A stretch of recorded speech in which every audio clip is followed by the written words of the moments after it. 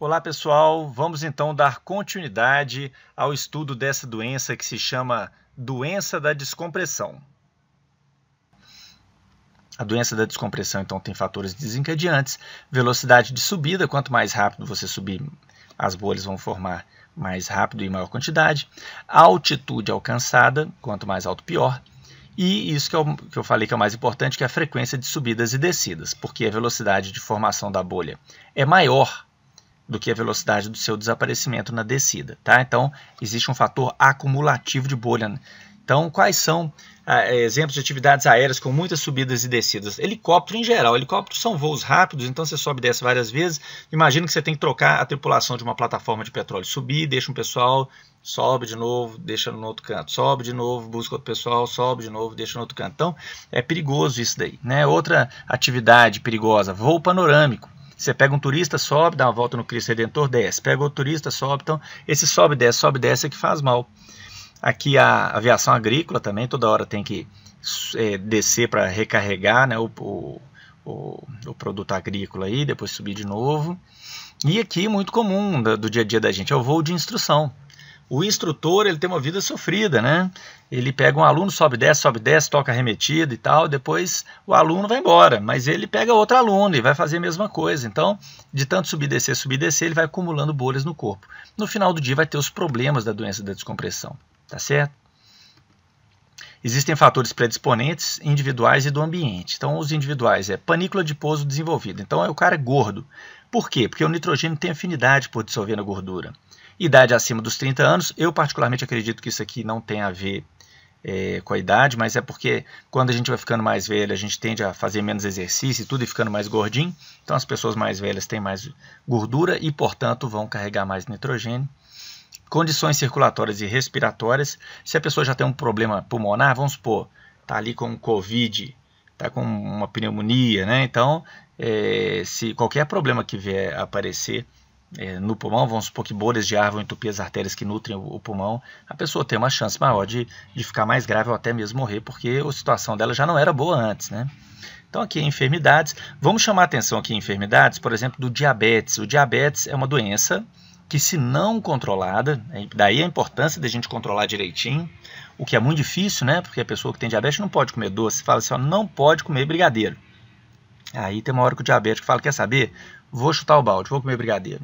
Aí o diabetes descontrola, isso destrói todos os vasos dele, as artérias, e aí quando ele começar a ter problema de saúde, aí ele resolve ficar ajuizado e não mais vai comer doce. Mas aí, gente, o estrago já está feito, sabe? Então o diabético ele tem que ter juízo a vida inteira, ele não pode ter um período que ele, de repente, ele baixa a guarda e não segue as dietas direitinho, porque nesse período ele destrói a saúde dele para o resto da vida, então é importantíssimo, né? Então o diabético ele tem as artérias, gente, mais fininhas, mais entupidas, ou semi-entupidas. Então uma bolha pequena que de repente numa pessoa que não tem diabetes não iria causar nenhum mal, no diabético ele vai causar um dano grande, tá certo? E fatores psíquicos e agitação é o seguinte, porque se a pessoa ficar muito agitada, ai meu Deus, nós vamos morrer, tá certo? Vamos imaginar, quebra o vidro de um avião, a pessoa desespera, fica agitada, quando você fica agitado, solta mais bolhas. É a mesma coisa na garrafa de Coca-Cola, quando você pega e chacoalha a garrafa de Coca-Cola, você consegue ver o desprendimento de mais bolhas naquele momento. Por isso que dos fatores ambientais, a gente vai chamar a atenção também da vibração, porque a vibração vibra você e faz as bolhas se soltarem mais e caminharem e entupir algum lugar aí.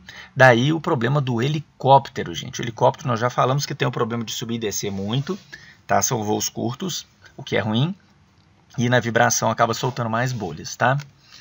O que a pessoa sente quando está com doença da descompressão? Qual é o mal que isso faz para o corpo da gente? O que a gente sente? Qual é a doença que dá na gente?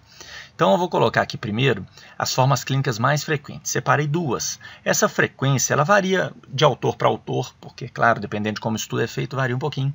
Mas a forma mais comum é a Bendis. Bendis, né, do inglês, em português seria a forma artrálgica, é articulações. 65% dos pacientes que foram diagnosticados com doença da descompressão reclamam de problemas nas articulações. Então, ombro, cotovelo, joelho, qualquer articulação dói, as bolhas acumulam nas articulações e dói. Então, esse é o mais frequente de todos.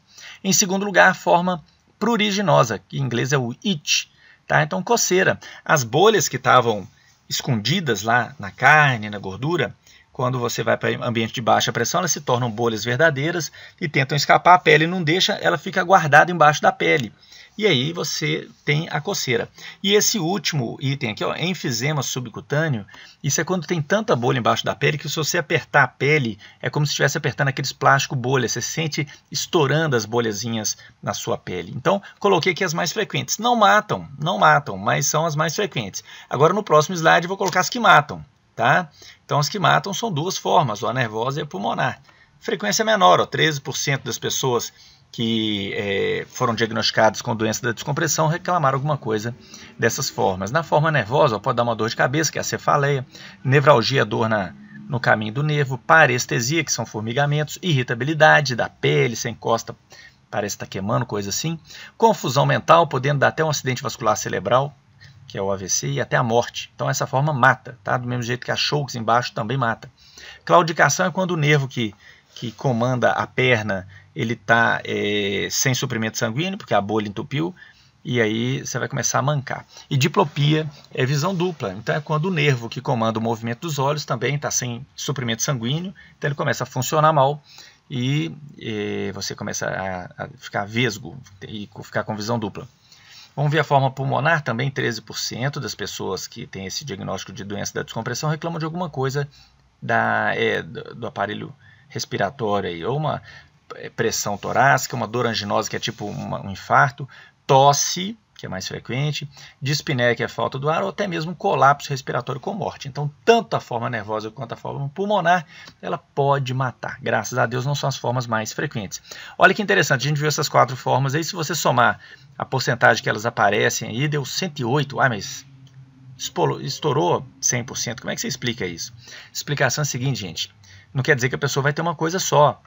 Uma pessoa, quando vai ter uma doença da descompressão, ela pode ter uma dor de cabeça, que é a forma nervosa, junto com uma coceira e junto com uma dor nos joelhos, tá certo? Então, nada impede as pessoas de terem mais. E, na verdade, eu coloquei aqui só 4 quadros clínicos, mas existem vários outros. Por exemplo, se entupir a artéria do olho, a pessoa vai ficar com visão ruim. Se entupir a artéria que vai para o ouvido, a pessoa pode ter um zumbido ou escutar mal. Então, tem diversas outras. Na verdade, a coisa mais difícil é fazer diagnóstico da doença da descompressão, porque os sintomas, os sinais, eles são tão diversificados, a pessoa pode sentir tudo.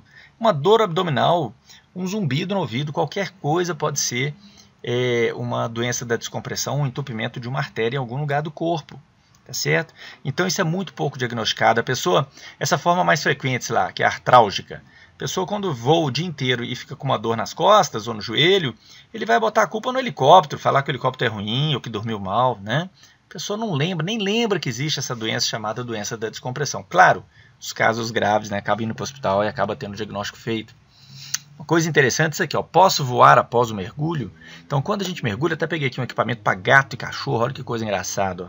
Depois que você pega um cachorro e mergulha, você não pode pegar ele e botar para pular de paraquedas, igual no canto direito, ou andar de asa delta, não, viu, gente? Porque quando você mergulha, a pressão ali, você está respirando sob pressão cada vez maior, quanto mais profundo você está, maior a pressão do ar que você respira, e esse ar, ele é introduzido com pressão, com força para dentro do nosso corpo e se acumula, principalmente no tecido gorduroso, igual a gente já viu que o nitrogênio tem essa predileção.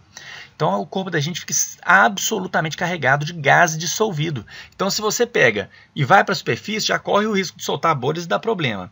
Agora, se além disso, você ainda vai pegar um avião e voar, e num ambiente de baixíssima pressão, aí muitas bolhas mais vão surgir e aí você pode ter problemas sérios. Então a gente guarda uma regra que é o seguinte, depois do mergulho, 24 horas de restrição para poder voar, tá bom? Então entre mergulho e voo, um dia sem mergulho, tá? Isso é muito importante a gente deixar isso bem claro, porque tem gente que às vezes vai para Fernando de Noronha, por exemplo, é um lugar caro, tudo lá é caro. E aí você quer aproveitar ao máximo. Então, se o voo de volta para Belo Horizonte é domingo, 7 horas da noite, domingo de manhã você quer mergulhar, alugar lá um cilindro e mergulhar, não pode, tá certo? O dia do retorno você não pode mergulhar. E ninguém te conta isso, porque o pessoal lá ganha dinheiro alugando cilindro, alugando nadadeira, máscara, etc. Né? Então, eles não te contam desse perigo aí. Então você tem que saber, né? A profilaxia, né, que é a maneira de evitar, é usar a cabine pressurizada, porque você evita da pressão baixar muito na altitude. E desnitrogenação, isso é bem utilizado, gente. A gente viu que o nitrogênio é o grande vilão. Então, se você mergulhar, em vez de usar ar comprimido, que é cheio de nitrogênio, você utilizar uma mistura mais rica em oxigênio, por exemplo, você diminui a quantidade de nitrogênio, você vai conseguir mergulhar com maior chance de não ter problema, tá? A chance de ter uma doença da descompressão diminui bastante se você tirar o nitrogênio da mistura que você está respirando, ou pelo menos diminuir, né, que é o que a gente chama de nitrox, é uma mistura, em vez de mergulhar com cilindro de ar comprimido, mergulhar com a cilindro de nitrox, que tem mais oxigênio, justamente para ocupar o lugar do nitrogênio, tá? E o tratamento? Se for uma coisa leve, por exemplo, estou com dor nas costas, dor no joelho, né, forma de Bendis, né? Então é só tratar os sintomas, esperar um pouquinho, porque as bolhas somem.